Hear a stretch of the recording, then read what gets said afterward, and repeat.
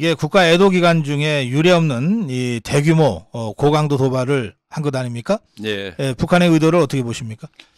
북한의 의도는 유례 없다 이제 이래지만은 자기들보다는 이게 엉뚱한 짓을 하는 그 걔들을 보면 이게 상례화되어 있습니다. 네. 그런데 이제 왜 이 시점을 타서 그렇게 도발을 하느냐 하는 건 네. 제가 볼 때는 한 4가지 이유가 있습니다. 네. 우선은 우리가 이제 한미 간의 비질런트 스톰 예. 해가지고 그 공중 합동 훈련을 지금 하고 있지요. 네. 거기에 대해서 몹시 못마땅한 겁니다. 실제 겁도 먹고 있고 지금 유사일에 그렇게 첨예한 그 신예기를 많이 갖고 와서 그렇게 큰 대규모 그 훈련을 한 적이 없거든요. 그러니까 이제 솔직히 공포를 느끼고 있는 거예요. 예. 그런데 이제 공포를 느끼면서 가만히 끽소리도 못하고 가만히 있으면은 우선 이 주민들한테도 큰일이고 주위에서 그만큼 큰 소리 치고 핵을 갖고 있다 하는데도 이것도 또 큰일이고 그래서 스스로 그러니까 종이 호랑이가 되는 거죠. 한번 꽥소리 해보는 거예요. 이제 그게 있고 두 번째로는 우리 윤석열 정부 대북 정책이 못마땅한 거예요. 그 앞에 정부처럼 굽신굽신하고 종북적인 자세를 취해야 되는데 그렇지 않잖아요. 지금 어떻게 보면 도발에는 상호 등가 원칙 비슷하게 도발에는 도발로서 대응 사격도 하고 이제 이렇게 하니까 왜 고분고분하지 않느냐 하고 고분고분하기를 바라는 거예요. 이 기 꺾는 작업입니다. 절대 여기에 넘어가서는 안 되지요. 그다음에 이제 세 번째는 이게 뭐냐 하면은 자기들 내부 결속 주민들 이거 단합시키는 북한의 그 정권이라 하는 거는 늘 위기를 고조시켜 가지고 꼭 내부 결속을 기도하는 거죠. 남쪽에서 내일 아침에라도 쳐올라오는 것처럼. 그리고 탈북민들 이야기 들어보면 정말 참 빨리 쳐올라오면 좋겠다는 거예요. 맨날 남쪽에서 쳐들어올 것처럼 하면서 너무 힘든다는 거예요.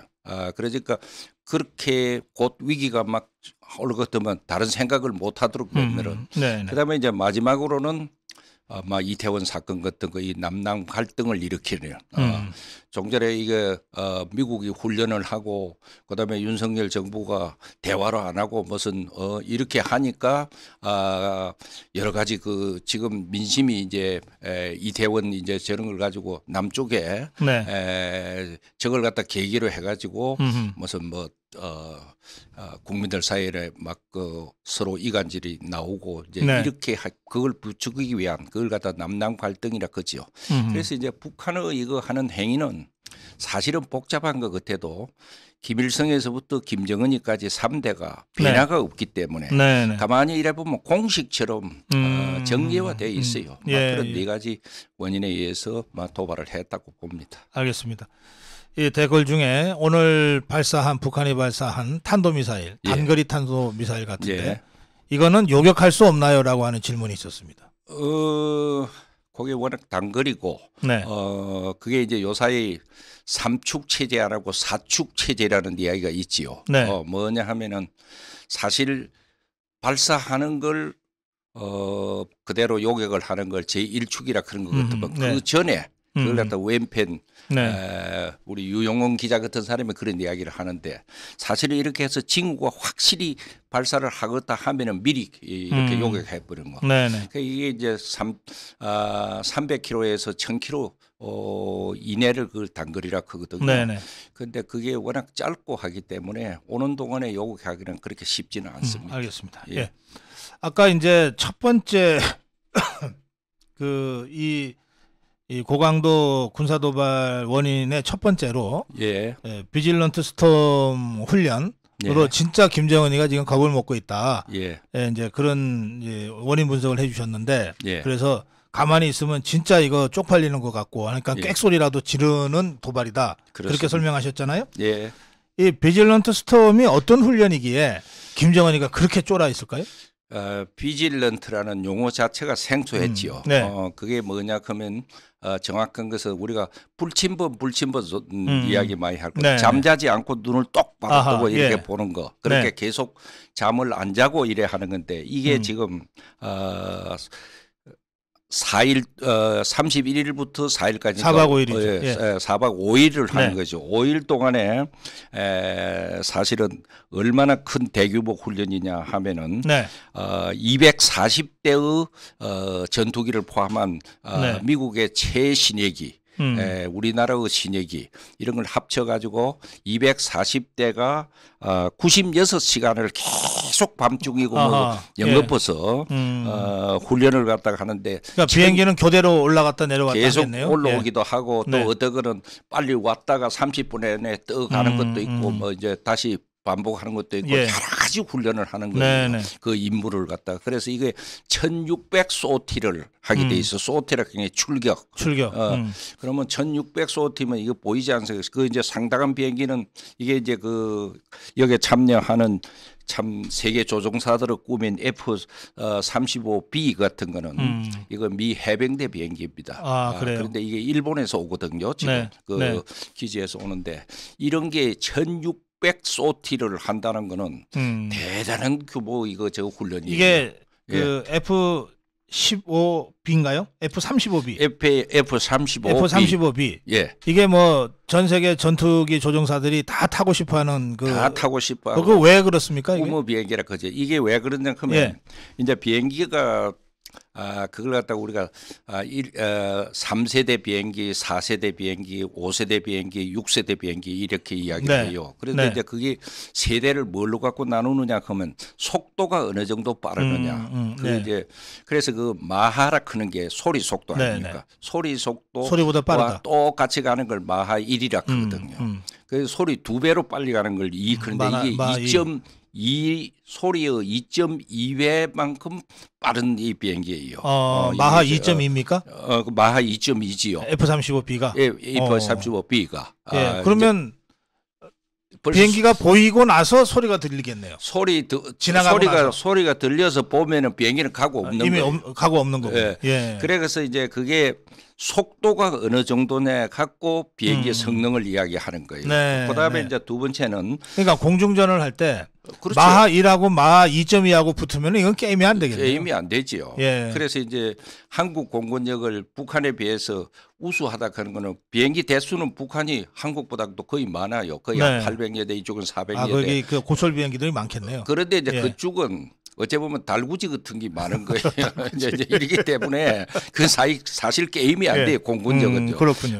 그래서 이제 탑재 무장력 한 비행기에 얼마나 정예 신 무기들을 많이 싣고 가느냐 이게 또 그 비행기의 성능을 결정하는 거예요. 그래서 이 F-35 같은 거는 뭐 다 저도 다 몰라요. 그 기기묘묘한 뭐 그 자체적으로 서로가 조종해야 되는 컴퓨터 시스템은 말할 것도 없고 이제 이런 게 있고 그다음에 이제 뭐 자체 보호 역량 여력이 어떻느냐 그런 게 있어요. 자체 보호. 그게 스텔스 기능 얘기하는 거군요. 그러니까 이제 스텔스 기 같은 거는 들어가도 잡지를 못하잖아요.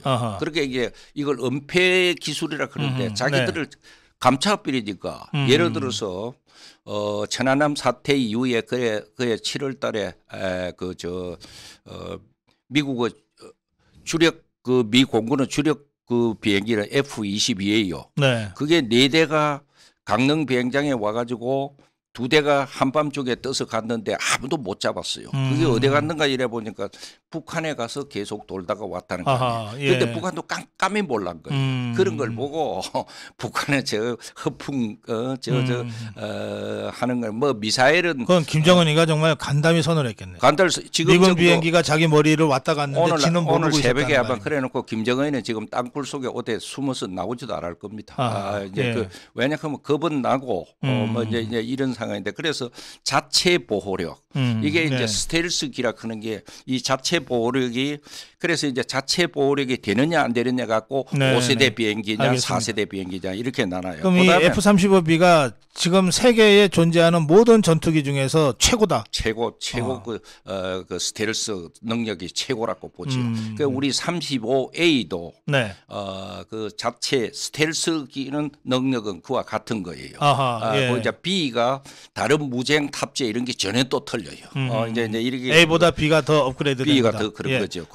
우리 공군의 주력기는 F-35A. 그게 주력기라기보다는 신예기로서 들어와가 있는 거죠. 지금 이제 정대하고 그걸 무장을 잡고 이제 보강을 하고 이제 이렇게 되는 거고요. 그다음에 이제 마지막으로 좋은 기타 하는 거는 작전 반경 한 번 떠가지고 이걸 채공시가이라 하는데 어느 정도 오래 있느냐.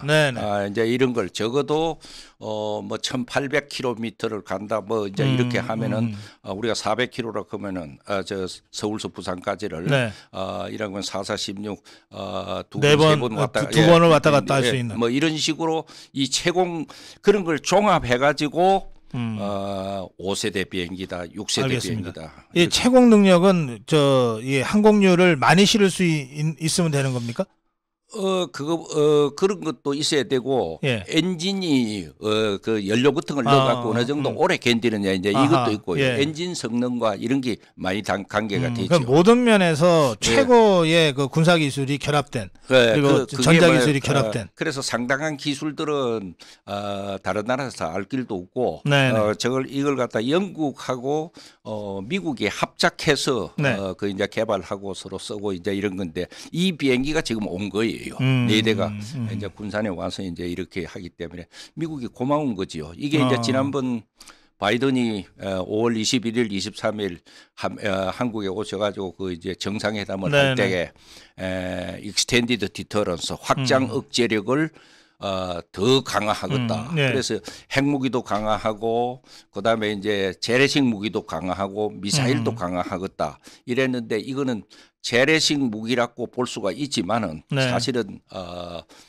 굉장한 그 정의 재래식 무기죠. 그걸 지금 확장해서 실천을 하는 거예요. 이 F-35B가 수직 이착륙이 가능하다고 바로 그러죠? 수직 이착륙을 하죠. 그건 영화에서나 보던 건데요. 그러니까 이제 이게 항공모함 같은 데서 바로 떴다가 바로 내리고 이제 이렇게 하기 때문에 활주로가 많이 필요 없는 거예요. 종전 같으면 막 한참 날아가서 그렇죠.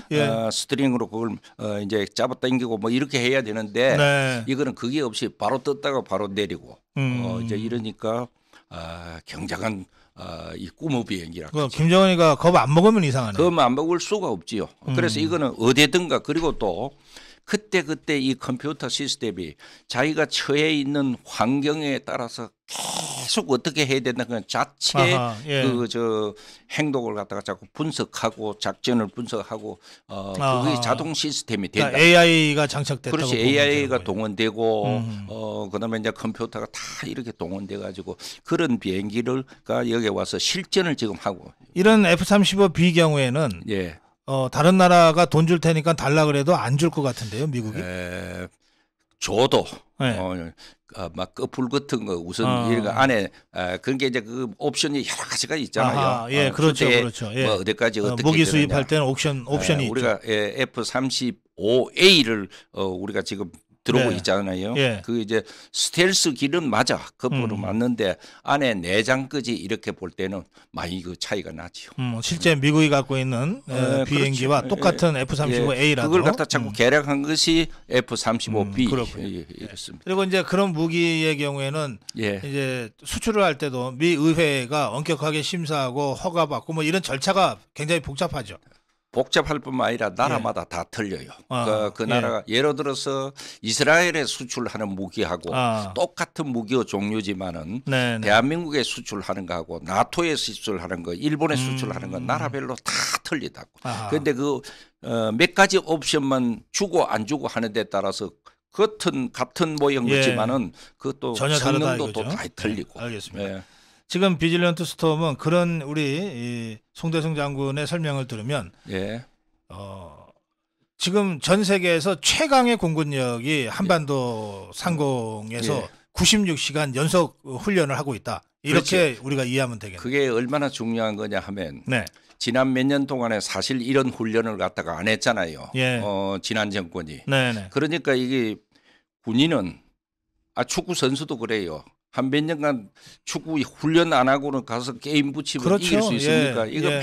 맨날 훈련을 그러니까 해야 되는 계속 거예요. 평가전 하는 거거든요. 예. 그러는데 더구나 다른 나라들끼리 합쳐갖고 합동훈련하는 거는 아무리 좋은 무기가 있어도 네. 서로가 실전을 가정해가지고 이렇게 훈련을 하지 않으면은 실전에서 이게 전력이 될 수가 없어요. 네. 그래서 이번에 우리 한국 공군도 엄청난 아마 그 향상을 할 겁니다. 네. 같이 이런 세계 최강의 최정의 이 비행기 그 기술하고 우리가 네. 갖고 있는 또 비행기와 여러 가지 그 전쟁 교류하고 이걸 합쳐가지고 많은 발전을 할 겁니다. 그래서 한미가 결속을 하면은 네. 대한민국은 여러 가지가 참 번영도 되고 발전도 되고 특히 국가 안보는 될 수가 있다. 그래서 우리가 한미 결속을 그렇게 강조하는 겁니다. 여기에 이제 딱 한 대긴 하지만 호주. 예, 급유기가 이 예. 한미 이 연합 공군 훈련에 참가하지 않았습니까? 예. 이건 어떤 의미가 있습니까? KC-135라는 그 예. 공중 급유기인데요. 예. 호주의 네. 공중 급유기 호주기 하나가 왔지만 이건 굉장히 중요한 의미가 그러니까요. 있어요. 예. 네, 그런데 그러면 종전에 이 한반도 안보라든가 동북아는 늘 한미일 요 삼국의 협조 이랬는데 네. 이번에 호주가 참여했다는 거는 지금 크게 세계사를 이래볼 때 미국과 중국의 대결, 네. 미국과 러시아의 대결, 신냉정 체제 이랬는데 네. 트럼프 때부터 인도 패시픽 스트라티지 그러니까 인도 태평양 전략이라는 것이 미국의 큰 네.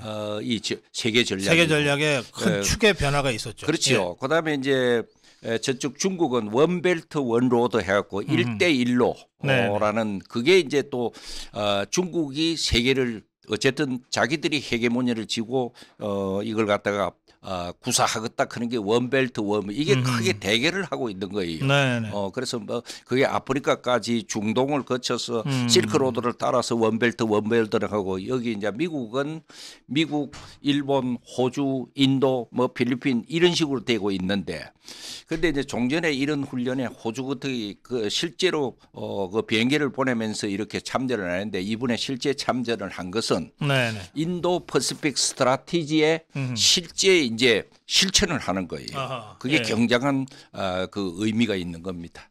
알겠습니다. 예. 비록 한 대긴 하지만 그리고 전투기가 아니라 공중 급유기이긴 하지만 그러나 이것은 상징적인 의미가 미국이 예. 그 지금 구상하고 있는 인도 태평양 전략의 가시화의 한 모습이다. 그렇습니다. 예. 그런 의미에서 굉장히 중요한 군사 전략적 의미가 있다. 다른 나라가 참석할 수 있는 여러 가지 명분도 되지요. 알겠습니다. 예.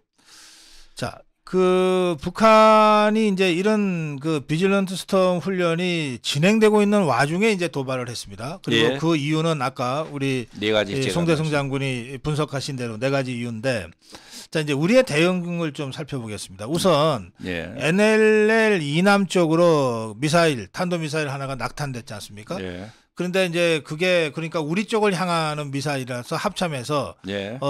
그 경계 경보를 발령했습니다. 예. 이제 울릉도 지역에 경계 경보가 발령이 됐는데, 예. 근데 상당한 이제 적지 않은 혼란이 있었다 그러거든요. 그러니까 이런 경우도 보면. 예. 우리가 제가 어릴 때만 해도 거의 한 달에 한 번씩은 민방위 훈련도 하고 뭐 이렇게 해서 예. 그 우리가 이렇게 대피하거나 하는데 그 익숙했단 말이에요. 예. 그런데 그 문재인 좌파 정권 하에서는 거의 이런 훈련이 군 차원에서도 없고 예. 일반 국민을 대상으로 하는 훈련도 없어가지고 예. 사실은 그 공백이 상당히 있었다. 예. 그러다 보니까 뭘 작동을 하려고 해도 제대로 작동이 안 되고 이런 일들이 지금 계속해서 벌어지고 있는 것 아니냐 예. 그런 생각이 듭니다. 예. 그 맞습니다. 왜 그러냐 그러면은 훈련을 한 사람하고 안 한 사람하고는 그 스위스 같은 데 가보면 중국국인데도 네. 늘 훈련을 하거든요. 네. 민방위 훈련을 한다고요. 네. 그런데 사실은 첨예하게 대립하고 있는 남북한 간에 늘 마치 전쟁이 없어지고 적이 아니냐. 네. 지난 정권에서 이제 그렇게 해 놓으니까 국민들이 지금 아마 민방위 훈련 자체의 개념도 잘 모를 겁니다. 실시하는 네. 그 기관에서도 어떻게 실시하는지 아마 그 순서도 잘 모를 거예요. 아하, 예. 그래서 이제 그런 혼란이 따르는 건 당연한 거고 이거는 네. 크게 걱정스러운 거죠. 그런데 본래 안보 역량이라는 것은 크게 이야기를 해가지고 네. 뭐냐 하면 공격 역량이 있고 리테리에이션 보복 역량이 있는 거예요. 예. 그렇게 무슨 공격일에 들어오면 그게 이제 뭐 17발 중에 한 발이 NLL을 넘어서 이제 우리 영토로 분명히 네. 뭐 근처에 왔다 이러는데요. 근처에 오든 어쨌든 그래 이스라엘 같은데 이렇게 보면 보복 역량을 갖추지 않는 안보 역량은 안보 역량이 아니다. 리테레이션 그건 보복할 줄 모르는 안보 역량은 안보 역량이 아니다 이래요. 그래서 제가 물어봤어. 보복을 어떻게 하느냐 이러니까 네. 미국 이스라엘 군인을 한 명을 이렇게 죽이면은 200배를 보복을 해버린대요. 그리고 이제 그게 그 이스라엘의 일종의 매뉴얼화 돼 있는 매뉴얼화 돼가 있고 그걸 거죠. 또 아랍 주변국이 알아요. 또 알고 있고, 그러니까 또 알리고 있고. 예. 그러니까 아랍 국가들이 군인 이스라엘하고 전쟁을 하면서 이스라엘 군인 죽이는 걸 겁을 내는 거예요. 너무나 막 이거는 민간이고 뭐 이거 200바로 갚으니까. 네. 그래 보복할 줄 모르는 안보 역량은 이건 안보 역량이 아니다 하면서 그다음에 이제 다른 거는 3배를 반드시 갚아준다. 왜 3배인지 그거는 모르겠는데 그래 버리면은 그만 이스라엘을 건드리다 집 한 채가 파괴됐으면 세 채를 파괴한다 이런 거죠. 예, 그렇죠. 물적인 거죠. 예를 들어서 17발이 왔다. 그런 것 같으면 37, 21, 54발. 51발을 51발. 예. 쏴야 되는 거예요. 우리가 3발 쏴고 말았다 그런데 이거는 그것도 3배 아닌가요?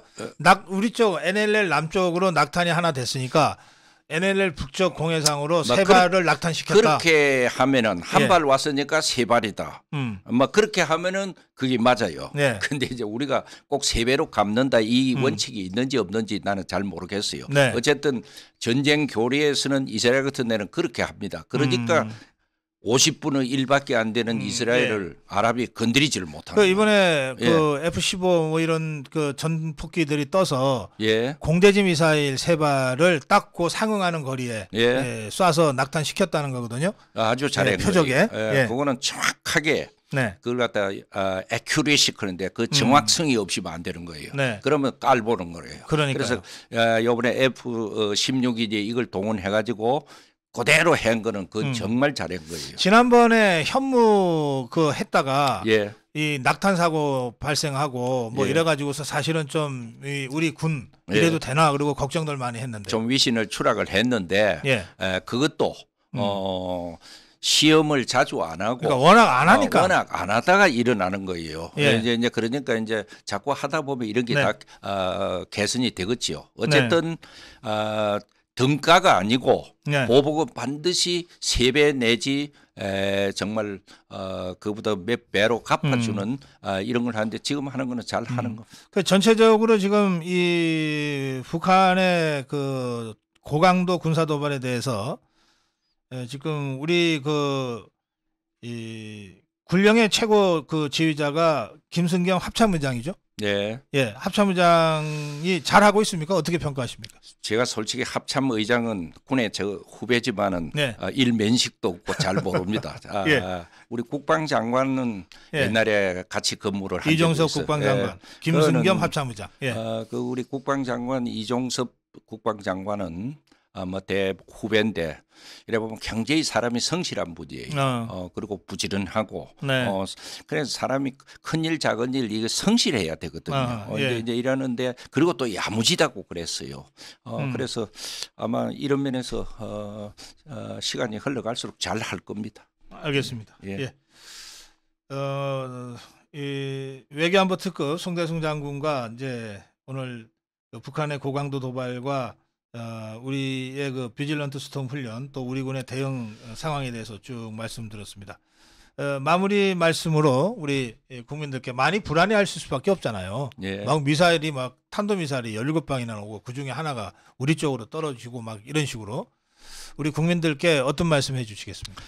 제가 국민들한테 드리고 싶은 말씀은 늘 북한이 흔히 쓰는 용어가 한반도 만악의 근원 뭐 이라는데 한반도 사실 만악의 근원은 네. 북한 질적으로 이 동족을 정말 자꾸 해치려고 하고 도발을 하고 또 이 대한민국을 갖다가 남남 갈등을 일으키려고 하는 저 북한 정권이 한반도 만악의 근원이에요. 네. 저 만악의 근원이 질적으로 변화가 돼야 됩니다. 네. 그렇지 않고는 이거 평화가 올 수가 없어요. 질적으로 변화가 되지 않고 저런 북한이 계속되면 이런 갈등이 늘 있을 거예요. 네. 그래서 이 갈등을 우리가 대동단계를 해가지고 인간다운 삶이 보장되는 대한민국이 되도록 갈등이 오든 갈등을 일으키는 그게 함부로 놀아나서는 안 되고 전부 네. 일치해서 저런 북한을 질적 변화를 오게 하면서